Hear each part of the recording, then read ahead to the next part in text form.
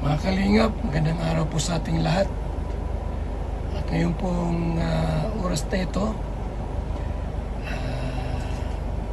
bigyan natin ng reaksyon itong dalawang pusong nagmamahalan. Hindi ko lubos maisip o hindi ko lubos maisip kung ano ang kanilang pinag-aawayan. Bago po yan, kasama ko si Rico. Halingap, Rico! Shhh! Hoy! Samir! Mag-hi ka muna sa ating mga kasama. Ito. Yan. At di ko alam kung sila ay officially break up na po or what. Kung meron silang pag-uusap. At ngayon po bigyan natin po ng kaunting paglilinaw kung ano nga ba talaga kayo. Magjuwa pa ba or hindi na? So, ito mga kalingap, ang video ang atin po ngayong panunuorin. Pwede mong i-vulgar yung mga ano na yan. Oo, pwede. Pwede mong sabihin sa live mo kung ano pa man. Pero tandaan mo, hindi mo kami kalaban. Or hindi mo ako kalaban. Sa totoo lang. Ando na yung sabi ko nga sa iyo na nagmahal ako ng totoo. Pero hindi ko kayang hilingin sa iyo na mahalin mo ako. Kasi ako, pag ako nagmahal, handa akong masaktan. At kapag ako nagmahal, hindi ko hinihingi na ibalik sa akin yung pagmamahal na yun. Kasi alam ko sa aking isip at puso at alam ko do sa mga nasa paligid mo kung ano yung katotohanan. At unawa ko yun. Ang sa akin, kaya ako pumupunta sa mga live nyo for kaibigan. Inaalis ko yung pagiging pagmamahal ko kasi alam ko na wala nang kapag-asa doon. Yung makasupport, yung magkaroon ng peace of mind, yun lang naman yung sa akin. Oo. Hindi naman ako pumupunta sa mga live ninyo para magkaroon ng ingay or sira. Pero i-play na natin itong mga kaibigan. Pasensya na. Sorry Ma'am Ging kung ako nakapasok sa live mo. Very formal, seryoso ang aura, ang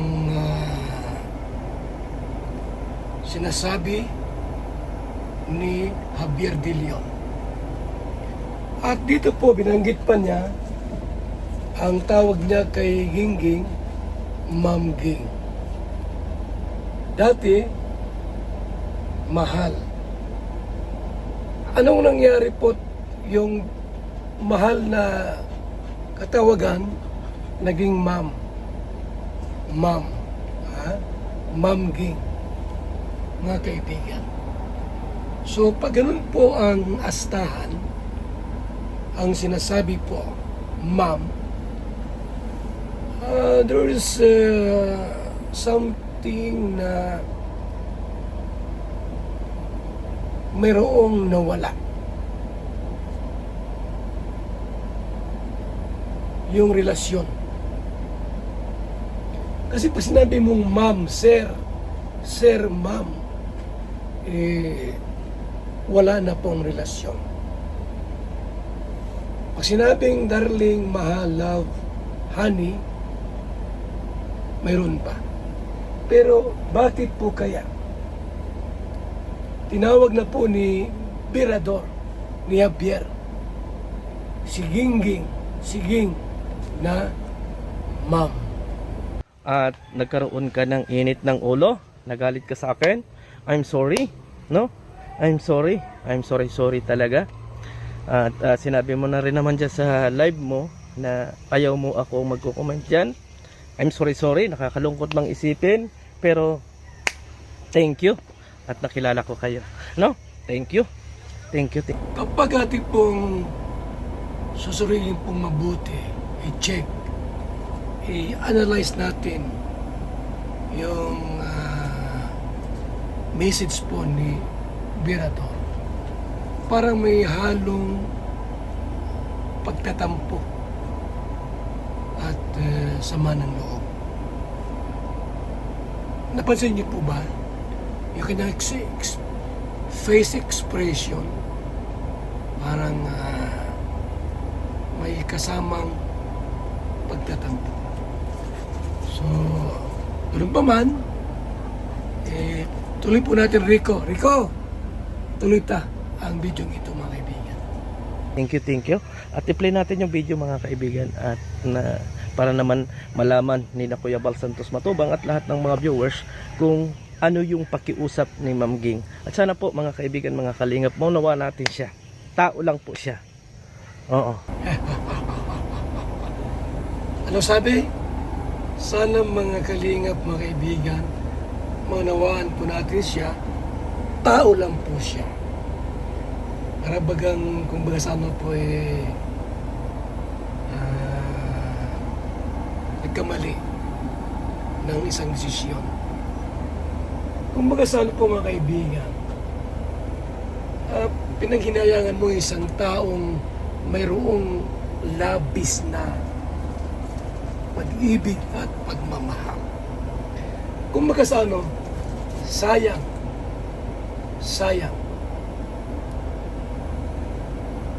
Damo nang lumalapit sa kabayo, ayaw mo pang kainin.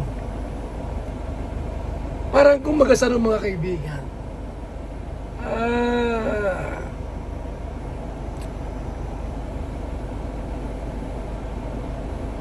i-analyze natin yung sinabi ni Javier, Mr. Romantico. Unawain natin siya. Dahil tao lang. Siya. Okay na bahalang mag-isip. Tuloy tayo ang video. At ang wish ko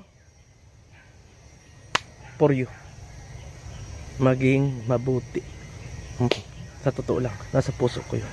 Ipinagdarasal ko na sana dumating ang araw na talagang successful mga kaibigan, mga kalim. Totoo, inihihingi ko yan sa Lord kasi ikaw ang nagturo sa akin kung paano magdasal. Kaya dinadasal ko kay Lord na sana dumating ang araw na matupad yung iyong mga pangarap at yung taong gustong-gusto mong makasama at ipinaglalaban mo hanggang huli. Rico! Shh! At pagkatid pong tingnan po ang mensaheng ito, the message, parang privilege speech sa Senado. Kapag balikan po natin na binanggit nga ni Gingging yung taong kanyang mamahalin sa kanyang buhay, magkasama, magkapiling. Alam naman ni Birador, ni Javier de Leon, na siya ang tinutukoy ni Gingging. Ikaw ang lalaking aking makakasama. Dasal ni Mr. Romantico, ang dasal ko na matupad, mangyari ang iyong hiling. Ibig sabihin po, ipinagdarasal ni Birador na siya ang makasama habang panahon. Yun, mga kaibigan. Kung kaya't pinaikot-ikot lang po tayo. Pero, sa totoo lang po, mga kaibigan, sila pa rin hanggang sa dulo. Nagets nyo yung mensahe, mga kalingap, mga kaibigan? Nagets nyo ba kung sino yung tinutumbok ni Mr. Romantico, sarili pa rin niya po yun. Siya yun. Siya po yun. Ha? Yung lalaking magkakasama ni Gingging habang panahon. Kaya sana doon sa tao ay makita niya yung effort mo, yung pagmamahal na totoo na nasa puso mo. Diba? Mamubuon na dapat tanggapin na. Diba? Kung ano man dahilan, sa amin na lang yun, diba? Kaya tanggapin na. Wala nang ganun. Kaya wag, Daddy Bal, wag mo nang pahirapan.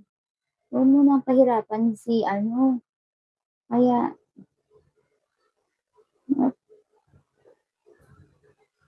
hindi kasi maano. Siguro kung ibibigay ni Lord, di ba? Hindi naman sirado yung puso ko. Hindi pa naman sirado. Pero kung ibibigay ni Lord yun, kung plano talaga ni Lord para sa akin, tanggapin kong buong-buo yun. Pero kung hindi talaga, wala akong magawa. Kahit gaano mo pa kamahal at kung gaano mo pa pinapakita yung pagmamahal mo, kung hindi man lang mararamdaman, nakakaano yun, di ba? Kaya, kahit masakit, tanggapin, di ba? Bilang isang karpintero, araw-araw napapagod, BSM Kalingap Kape ang panghagod. Sarap. BSM Kalingap Kape, ang kaping may puso. Dito na kayo mga kaibigan, mga kalingap. At sigurado, gaganda at sasarap ang tulog at ang gising ninyo. BSM Kalingap Kape, napakasarap, nagpapagaling sa mga taong may sakit.